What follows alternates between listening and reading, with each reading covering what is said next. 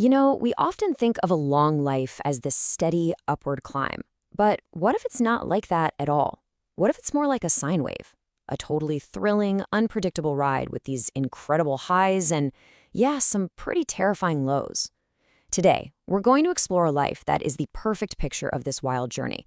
A story that really shows how the lowest drops can launch you to the highest peaks. And that quote, it just perfectly sets up the story we're diving into today, the story of Kevin Jarvis.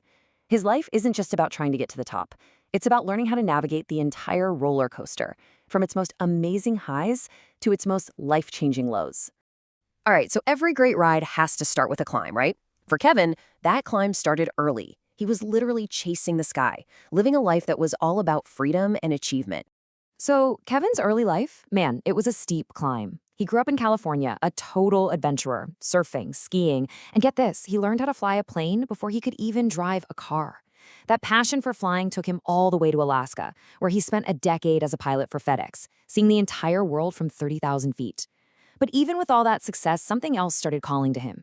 Back in 1992, he went to the famous tracker school, and it started to open his eyes to a whole different world, one that existed far below the cockpit. I mean, this was the dream, right? A pilot totally in control, charting courses across the globe, always chasing that next horizon. But what he didn't realize at the time was that this feeling of being in control, this life lived so far above the earth, was slowly creating this quiet but really deep disconnect from it. Of course, the thing about a wave is what goes up must come down. And what's so fascinating about this story is how that inevitable downward turn becomes, well, the most important part of the whole journey. And for Kevin, that fall was fast, brutal. He's in Taipei, and a sudden back injury literally cracks his sacrum. Just like that, his flying career was over. The peak he was on just vanished, and the roller coaster plunged straight down into a deep, dark valley. So he's medically retired, and he ends up in Sweden. But let me tell you, this was no peaceful getaway. It was more like an exile.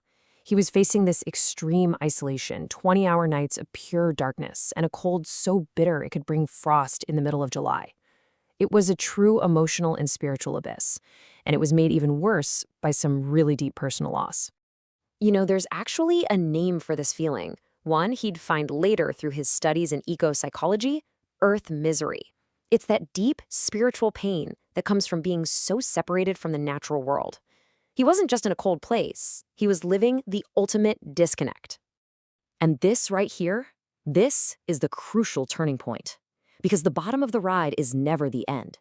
In this sine wave of life, the lowest valley is really just an inverted peak, a place where a totally new kind of growth can finally begin. It was right there, in that valley, that he found a mentor. Down in South Dakota, he met Bert Rooks, a Lakota elder who didn't offer any easy fixes. Instead, he gave him a whole new philosophy for building a life, not on the shifting sand of success, but on the solid bedrock of a deep, spiritual foundation. Bert shared this super simple but incredibly powerful 3-step framework for creation. It starts when you conceive an idea. But the middle step, the one almost all of us skip, is that you have to truly believe in it, like with every fiber of your being. Only then, from that place of deep belief, can you finally achieve it. This became the cornerstone of his new foundation. This just completely flipped his worldview on its head. He was moving from that pilot's perspective of having power over life to the Lakota way of seeking balance within it.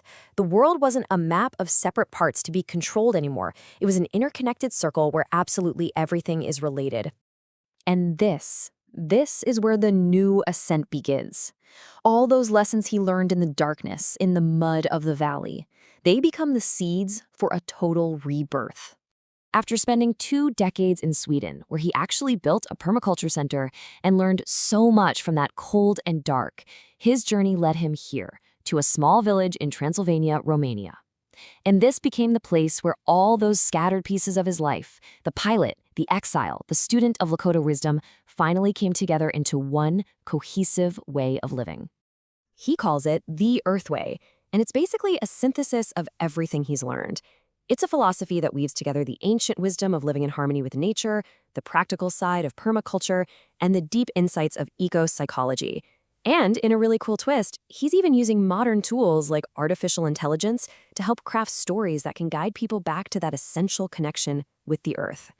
I mean, think about that journey. The sine wave of his life took him from being a man who lived 30,000 feet above the Earth to a teacher who lives with his hands deep in it, growing not just gardens, but community and connection.